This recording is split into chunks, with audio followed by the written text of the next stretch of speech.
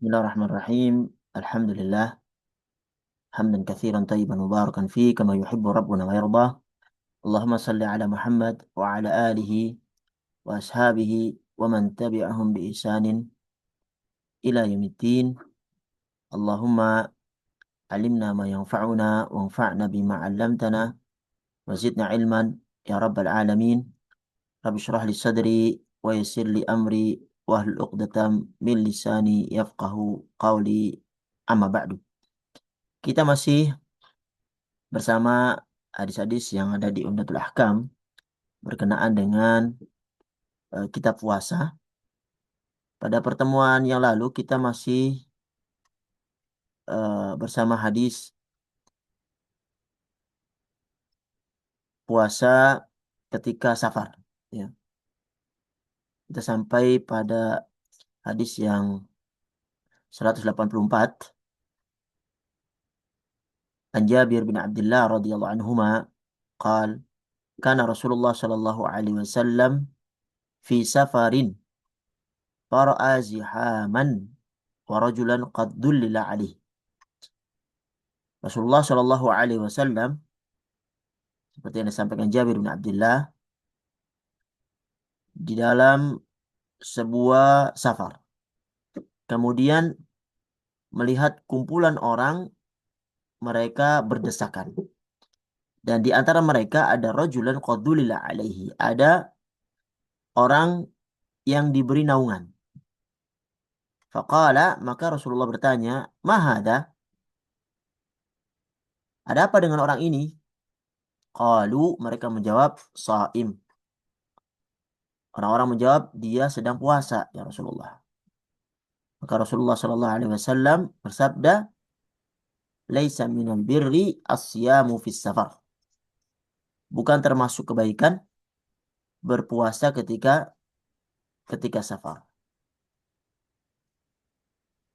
Hadis riwayat Bukhari dan Muslim.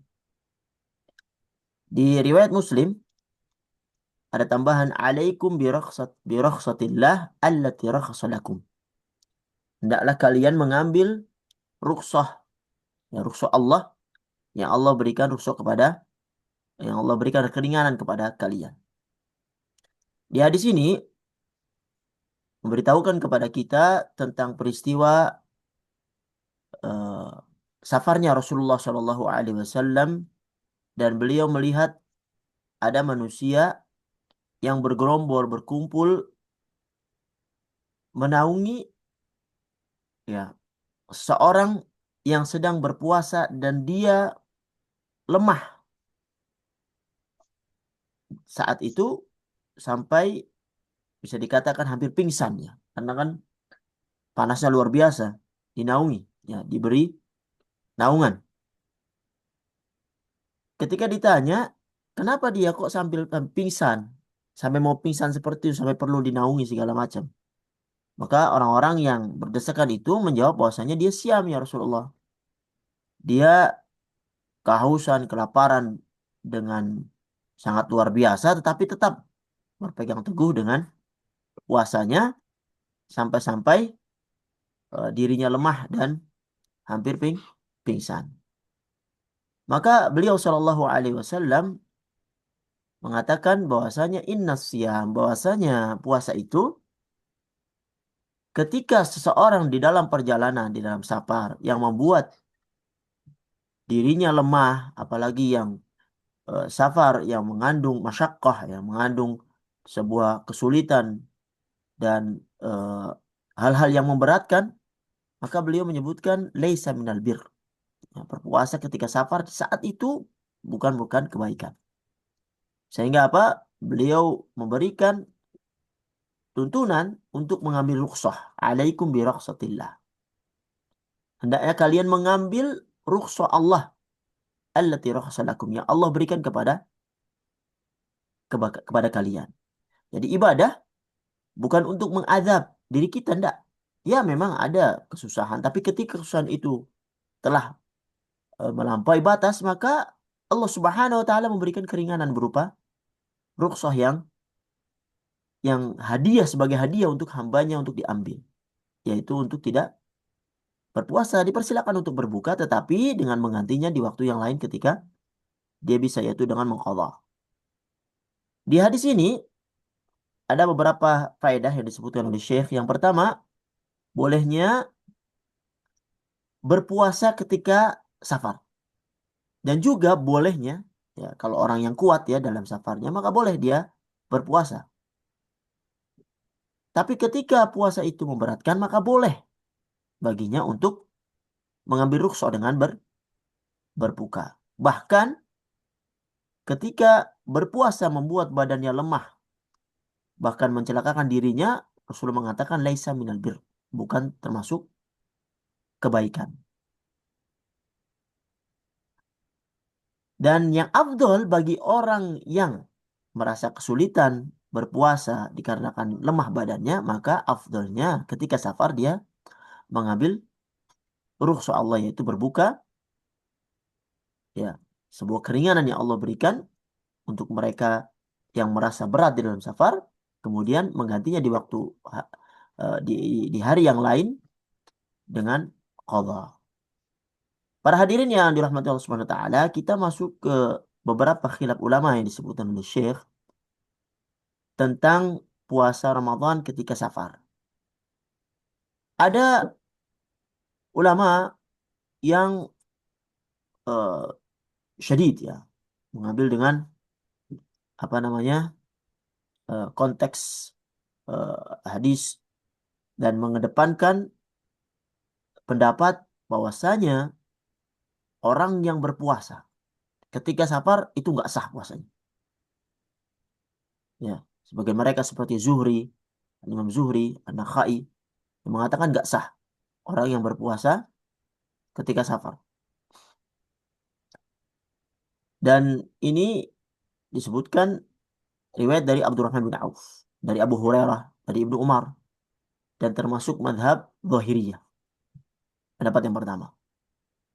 Jumhur ulama, termasuk juga imam yang empat, mengatakan bahwasanya boleh orang yang safar itu boleh puasa, boleh juga berbuka. Mereka berdalil dengan firman Allah Subhanahu wa taala di Quran surah Al-Baqarah ayat 185, "Faman syahida minkum asy-syahra falyasumhu wa man kana maridan aw 'ala safarin fa iddatun min ayyamin ukhra." Bahwasanya Allah Subhanahu wa taala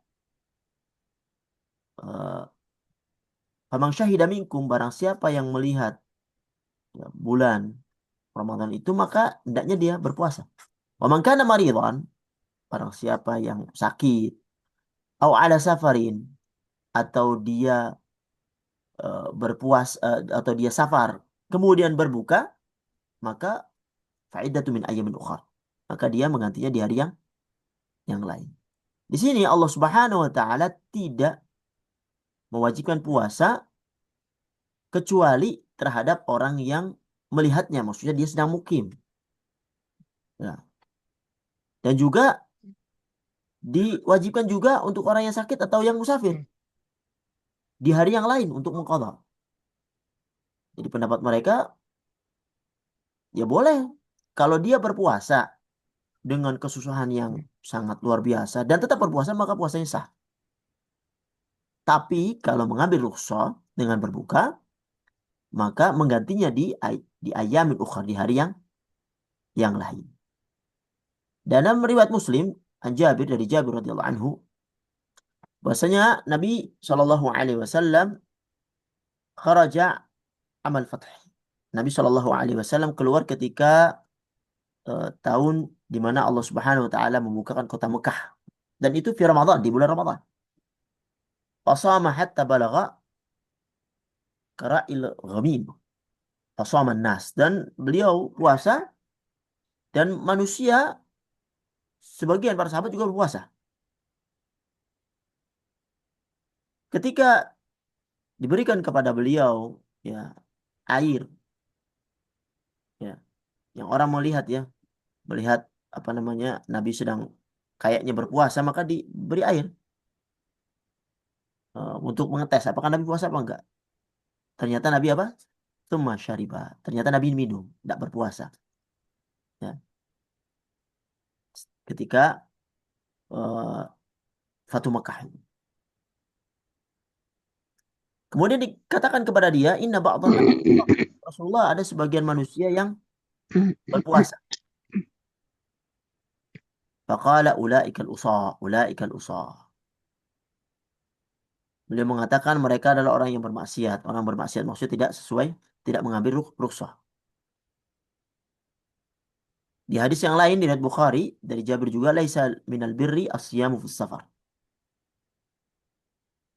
Ya, bukan melakukan kebaikan orang yang berpuasa ketika safar. Intinya eh, jumhur membolehkan puasa dan membolehkan untuk berbuka karena ada hadis yang membolehkan mereka berbuka, ya, seperti hadis ini, ya, ulaikal usha, mereka orang yang bermaksiat. Termasuk juga hadis yang kita sedang berada di dalamnya, laisal minal birri asyamu fis safar, bukan merupakan kebaikan orang yang berpuasa ketika safar. Dan di hadis yang lain di awal-awal ya sebutkan in syi'ta fasum wa in syi'ta fa'aftir. Kalau kamu sedang berpuasa, kalau mau silakan puasa, kalau mau silakan berbuka. Di hadis yang lain juga dari Anas, kunna nusafir ma'a Rasulillah, falam ya'ib as-saimu 'alal muftir wal muftir 'alal shaim. Hadis Anas menyebutkan kami melakukan safar bersama Rasulullah. Orang yang puasa tidak mencela orang yang berbuka, orang yang berbuka tidak mencela orang yang berpuasa. Ya, itu hadis hadis dari Jumhur yang mengatakan bahwasanya berpuasa boleh, ya, dan berbuka juga boleh bagi yang tidak kuat.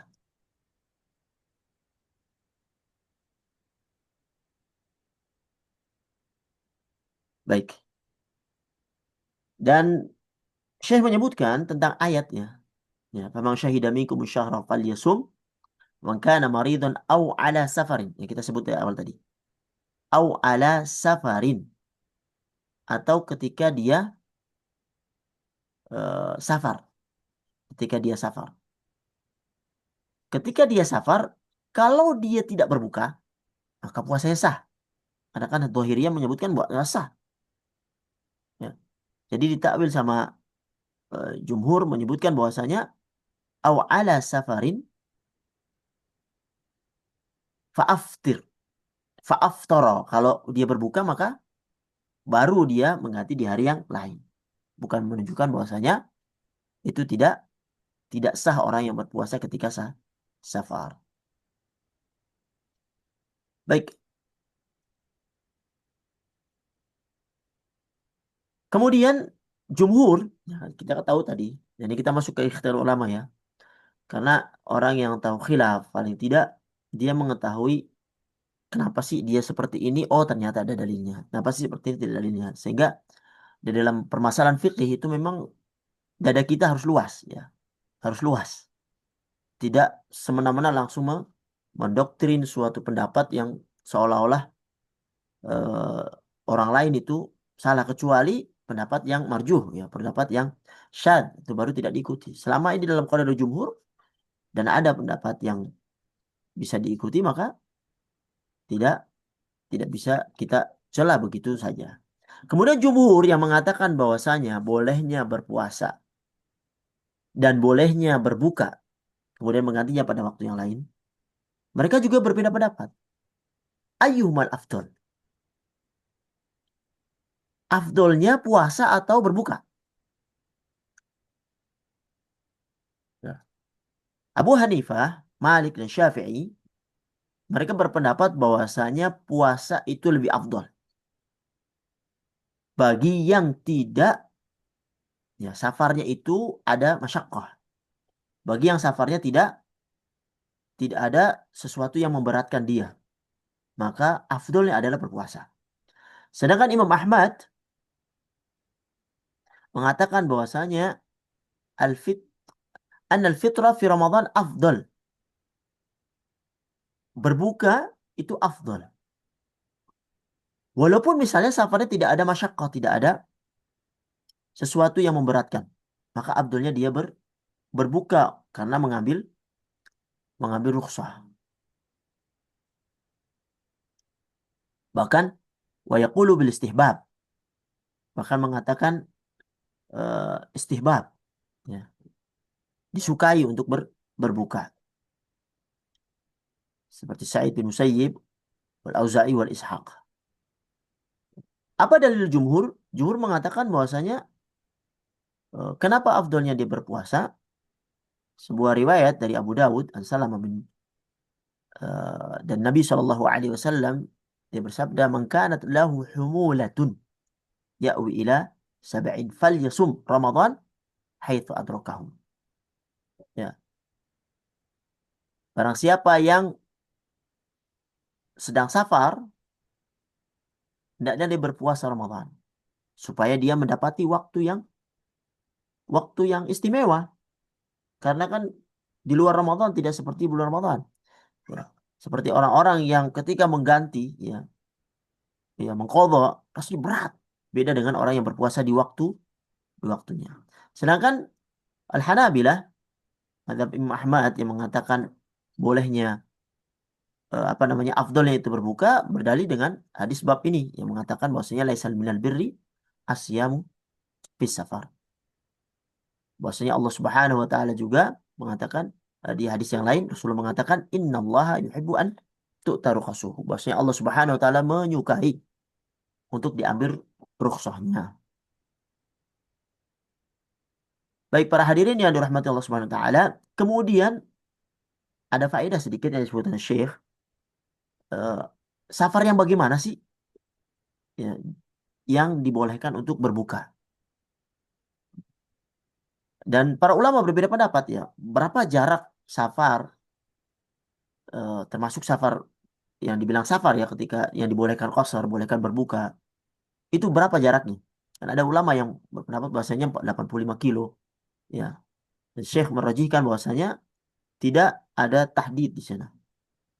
Ya. Bahkan beliau menyebutkan ketika dinamai safar, ya, ketika orang berpergian maka itulah sudah diperbolehkan dia mengqasar dan juga ber- berbuka. Ya. Boleh mengambil rukhsah. Baik, kita masuk ke hadis yang ke 185.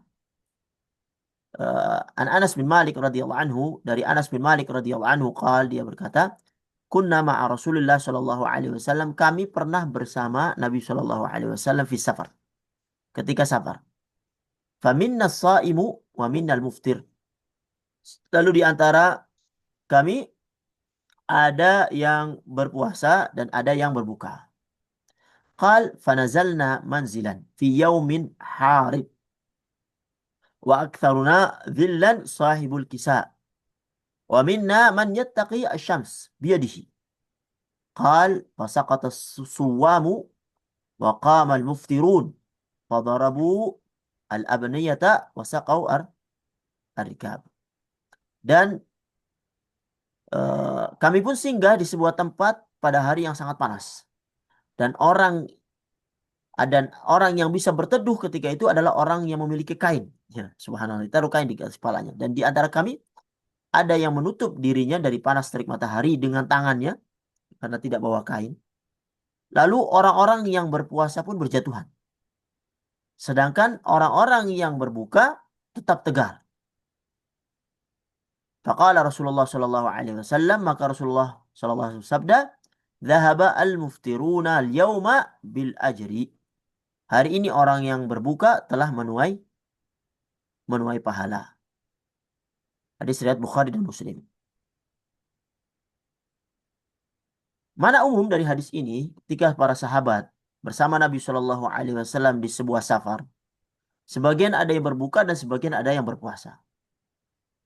Dan Nabi Shallallahu Alaihi Wasallam tidak mencela yang berbuka dan tidak mencela yang berpuasa, membiarkan mereka sebegitu. Kemudian mereka singgah di suatu tempat yang saat itu sedang panas, ya, untuk beristirahat. Ya. Dan Nabi Shallallahu Alaihi Wasallam bersama para sahabat tidak menemukan, ya, Sebagian mereka, sebagian besar tidak menemukan tempat untuk berteduh dari matahari. Sebagian ada yang menaruh kainnya di kepalanya, sebagian ada yang menaruh tangannya, saking panasnya. Karena tidak semua orang bisa berteduh. Dan saat itu orang-orang yang berpuasa berjatuhan karena saking tidak kuatnya dengan panasnya. Karena haus, ya.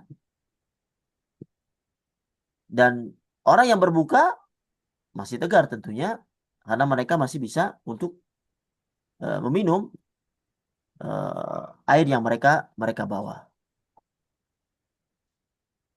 Kemudian yang berbuka itu membantu teman-temannya yang berpuasa, ya, mem- apa namanya, berkhidmah kepada mereka, memberi minuman onta-onta mereka, ya, membantu teman-temannya yang berpuasa, ya. Sehingga apa? Rasulullah Shallallahu Alaihi Wasallam dengan apa yang mereka lakukan mengatakan zahabal muftirun al bil ajr. Hari ini orang-orang yang berbuka telah menuai pahala. Ya, pahala khidmah kepada orang yang berpuasa, termasuk juga hal-hal yang mereka tidak lakukan karena mereka berjatuhan, ya, tidak kuat untuk, bahkan jangankan khidmah untuk pasukan, khidmah untuk diri sendiri aja tidak kuat. Apa yang bisa diambil dari hadis ini? Yang pertama, bolehnya iftar, bolehnya berbuka dan berpuasa ketika safar. Bahkan Nabi Shallallahu Alaihi Wasallam aqarra kullan ala ma huwa alaihi, memberi ikrar untuk perbuatan para sahabat ini. Faedah yang kedua, kita temui di hadis ini bahwasanya di awal-awal Islam, ya, para sahabat, eh, subhanallah, ya, sangat sederhana dan kita lihat tidak mempunyai eh, apa namanya, gelimang harta. Sampai-sampai dia tidak bisa menemukan sesuatu untuk menutupi kepalanya eh, dalam keadaan panas itu. Ya, ini keadaan yang pertama, mereka yang bersama Rasulullah Shallallahu Alaihi Wasallam dan berhak untuk mendapatkan pujian. Para sahabat ini harus kita puji. Subhanallah, mereka menemani Rasulullah Shallallahu Alaihi Wasallam di saat susah, di awal-awal bersama Rasulullah Shallallahu Alaihi Wasallam. Ini menunjukkan fadilah para sahabat di samping orang-orang yang datang setelahnya. Eh, Kemudian saya menyebutkan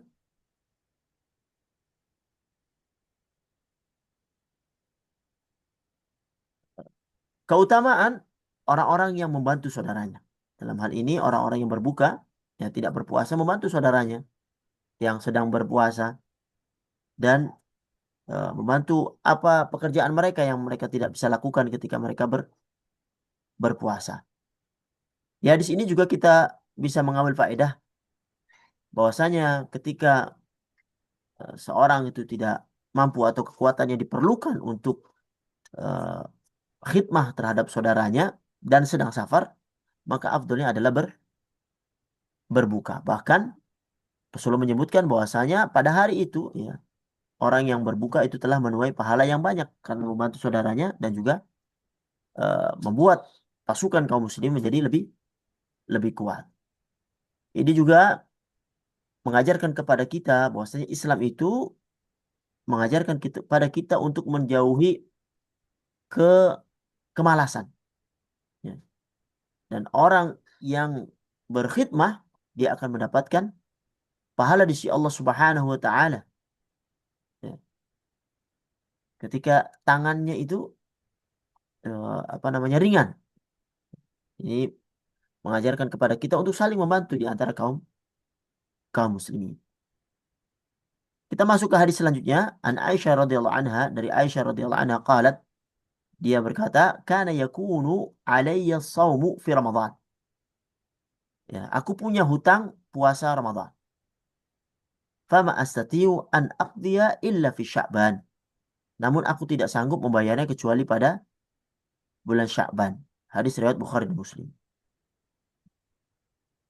Aisyah radhiyallahu anha, istri Nabi Shallallahu alaihi wasallam, menyebutkan bahwasanya dia adalah seorang wanita yang biasanya wanita mempunyai tidak bisa menggenapkan puasa dalam Ramadan, baik karena halangan dan segala macamnya, dan sehingga apa? Dia mempunyai hutang di dalam puasanya. Dia menyebutkan dia tidak bisa mengqadha puasanya di bulan ya di bulan-bulan, kecuali di bulan besar Ramadan, kecuali di bulan Sya'ban. Karena apa? Karena dia sibuk ya untuk melayani Nabi Shallallahu Alaihi Wasallam, dan bulan Sya'ban Nabi Shallallahu Alaihi Wasallam bulan ini Nabi Shallallahu Alaihi Wasallam memperbanyak puasa, sehingga apa? Aisyah bisa berpuasa bersama Nabi Shallallahu Alaihi Wasallam untuk mengqadha puasa-puasa Ramadan yang dia tertinggal tertinggal dengannya. Hadis ini memberikan faedah kepada kita tentang bolehnya mengakhirkan qadha Ramadan bahkan sampai bulan Sya'ban, ya, ketika seorang ada udzur. Walaupun innal afdalnya itu menyegerakan, menyegerakan untuk membayar hutang, bayar hutang puasa puasa qadha bulan Ramadan. Dan Aisyah mengakhirkan qadha bulan Ramadan karena sibuknya dia melayani Rasulullah Shallallahu Alaihi Wasallam. Dan bulan Sya'ban adalah saat yang tepat ketika Rasulullah Shallallahu Alaihi Wasallam berbanyak puasa sunnah, dia bisa berpuasa dengan untuk mengqadha hutang-hutangnya. Kemudian annahu la yajuz, tidak boleh untuk mengakhirkan qadha hutang puasa Ramadan sampai Ramadan setelahnya. Ya, ini tidak diperkenankan. Jadi dihabiskan itu hutangnya, dibayar sebelum masuknya bulan Ramadan. Para ulama berbeda pendapat. Bagi orang yang mengakhirkan, ada yang mengatakan wajib baginya membayar kafarat. Ya, ketika dia mengakhirkan sampai masuk Ramadan yang akan datang. Madzhab Hanabilah mewajibkan kafarat ketika seseorang itu mengakhirkan sampai bulan Ramadan tanpa ada udzur. Hadis ini juga memberikan faedah kepada kita tentang uh, kebaikan Aisyah radhiyallahu anha. Dia adalah Rasulullah Shallallahu Alaihi Wasallam, istri Rasulullah Shallallahu Alaihi Wasallam, yang harus kita contoh ya oleh kaum mukminat, ya. Para wanita muslimah mencontoh istri Rasulullah Shallallahu Alaihi Wasallam, bagaimana dia melayani suaminya bahkan sampai mengakhirkan hutangnya uh, demi melayani Rasulullah Shallallahu Alaihi Wasallam. Tentunya seperti yang disebutkan Syekh, afdalnya kalau tidak ada halangan, bagi orang-orang yang tidak mempunyai halangan udzur, maka uh, di disegerakan itu lebih lebih baik. Hadis selanjutnya an Aisyah radhiyallahu anha, anna Rasulullah sallallahu alaihi wasallam, dari Aisyah radhiyallahu anha, bahwasanya Rasulullah sallallahu alaihi wasallam bersabda, man mata wa alaihi siyamun sama anhu waliyuhu. Barang siapa yang meninggal dunia sedangkan ia punya hutang puasa, maka kerabatnya atau walinya itulah yang melakukan puasa untuknya. Hadis riwayat Bukhari dan Muslim. Jadi hutang ya bagi orang yang meninggal dunia, kalau dia punya hutang, ini hutang sangat bahaya nih. Kalau tidak ada hutang harta, hutang puasa wajib untuk diqadha. Baik itu hutang yang kepada Allah, ya, seperti zakat, dia punya uang harusnya dikeluarkan zakatnya, sampai nisab tapi keburu mati, keburu meninggal dunia, maka harus dikeluarkan. Ataupun siam, puasa. Ini dihutang dengan pada Allah Subhanahu wa taala. Atau hutang kepada manusia. Seperti hutang-hutang yang berhubungan dengan harta. Dan yang memenuhi, karena seorang sudah meninggal, tidak mungkin dia akan bisa membayar hutang-hutangnya itu. Maka yang membayarnya adalah ahli warisnya. Maka Rasulullah SAW menyebutkan di sini, man mata wa alaihi siyam, barang siapa yang meninggal dunia sedangkan dia punya hutang puasa, maka soma anhu walihu. Makanya wali kerabatnya, ahli warisnya itulah yang berpuasa untuknya. Apa yang bisa kita ambil dari hadis ini? Saya menyebutkan, dari hadis kita mendapati bahwasanya wajibnya untuk mengqadha puasa untuk mayit. Baik itu puasa nadar atau puasa wajib. Ya,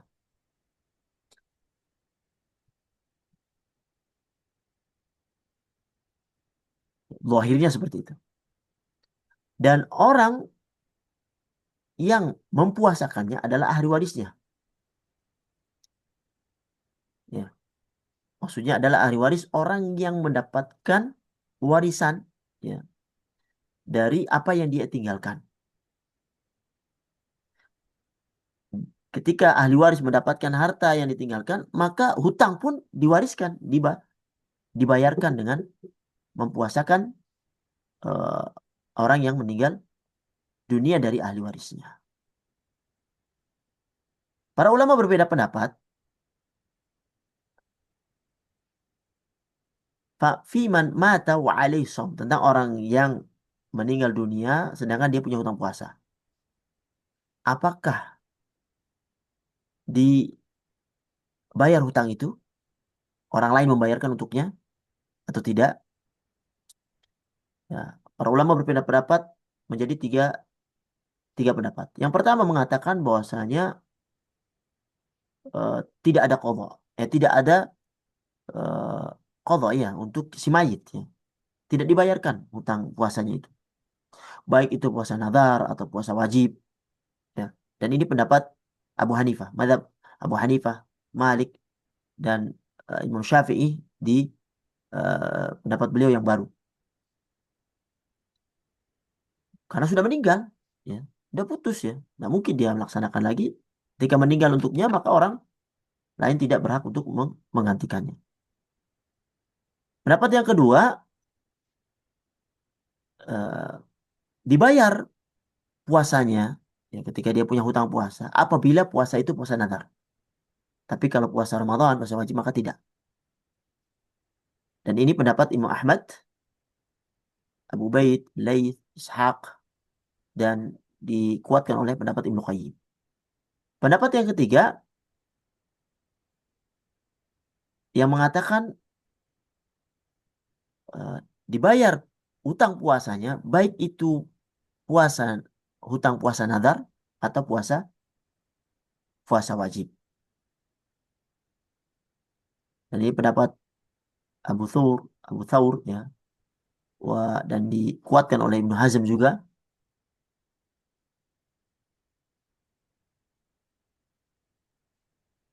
Dan mulai ada bantah-bantahan ya yang menguatkan pendapat daripada yang tiga ini ya, saling menguatkan.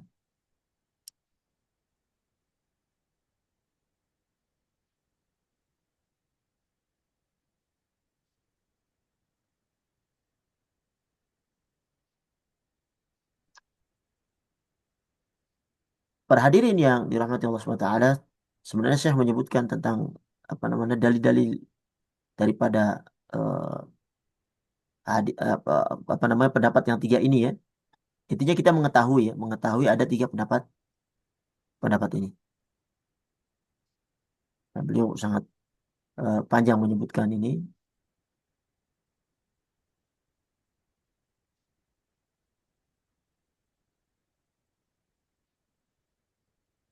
Ya, kita langsung masuk ke hadis selanjutnya. An Abdullah bin Abbas radhiyallahu anhu maqal ja'a rajulun ila Nabi sallallahu alaihi wasallam.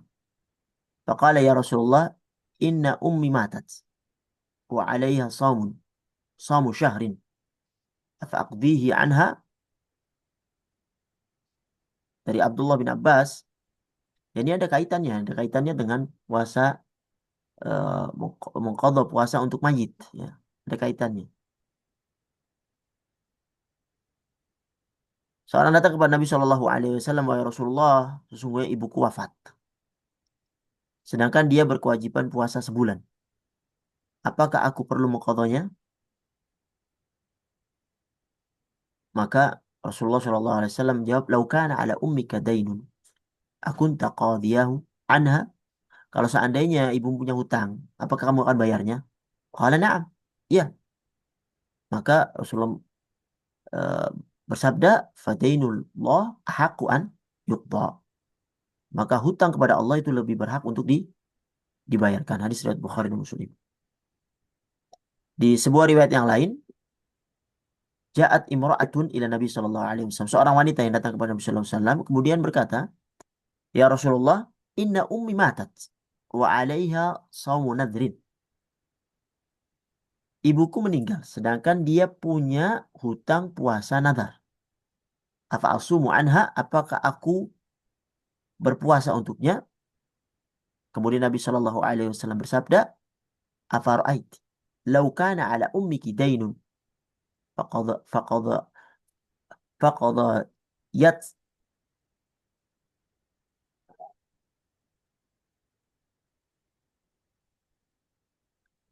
ara'aiti law kana 'ala ummika dainun faqadaitihi." Ya. Apakah kalau seandainya ibu kamu itu punya hutang, faqadaitihi, maka dia menjawab, akana yu'addi dzalika anha? Apakah engkau, jika ibumu itu punya utang, kau membayarnya? Qalat na'am. Ya, fasumi an ummik. Maka puasalah untuk ibumu. Ya, seolah-olah hadis ini itu menjawab daripada khilaf ulama yang kita sebutkan di atas tadi. Ya, dua hadis ini secara zahirnya, ya, adalah dua keadaan yang berbeda, bukan satu keadaan. Yang pertama, tentang seorang lelaki yang datang kepada Nabi Shallallahu Alaihi Wasallam dan mengatakan tentang ibunya yang meninggal. Wa alaiha shamu syahr. Ya, puasa 1 bulan. Apakah dia berpuasa untuknya? Sedangkan riwayat kedua tentang seorang wanita yang datang kepada Nabi Shallallahu Alaihi Wasallam dan mengadu tentang ibunya meninggal sedangkan punya hutang puasa nazar. Dan Rasulullah Shallallahu Alaihi Wasallam memberi fatwa kepada keduanya dengan eh, mengatakan untuk mempuasakan untuk ibunya, ibu keduanya. Ya. Jadi mempuasakan anaknya itu untuk ibu keduanya dan memberikan permisalan tentang hutang, ya, untuk mendekatkan pemahaman kalau seandainya ibu punya hutang apakah membayar? Iya.